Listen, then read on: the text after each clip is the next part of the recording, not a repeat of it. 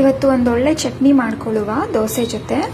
ಮೊದಲಿಗೆ ಒಂದು ಪ್ಯಾನ್ ಇಟ್ಟು ನಾನು ಗ್ರೌಂಡ್ ನಟ್ಸ್ ಇದೆ ಅಲ್ಲ, ಸ್ವಲ್ಪ ಒಂದು ಹಿಡಿಯಷ್ಟು ಕಡಲೆ ಬೀಜನ ಹಾಕ್ಕೊತಾ ಇದ್ದೀನಿ.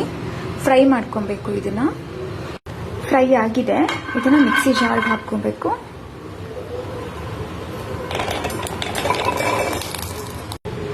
ಅದೇ ಪ್ಯಾನಲ್ಲಿ ಒಂದು 2 ಸ್ಪೂನ್ ಎಣ್ಣೆ ಹಾಕ್ಕೊಂಡಿದ್ದೀನಿ.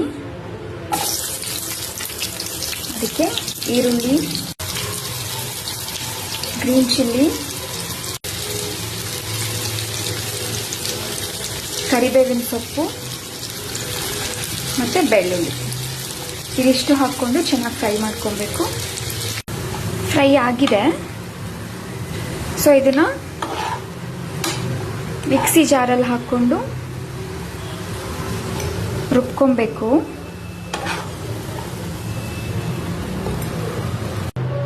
ಚಟ್ನಿ ರೆಡಿ ಆಯಿತು. ದೋಸೆ ಜೊತೆ, ಚಪಾತಿ ಜೊತೆ ಎಲ್ಲದರಲ್ಲೂ ತುಂಬ ಚೆನ್ನಾಗಿರುತ್ತೆ. ಟ್ರೈ ಮಾಡಿ ಹೇಗಿತ್ತು ಅಂತ ನನಗೆ ಕಮೆಂಟ್ ಮಾಡಿ. Thank you.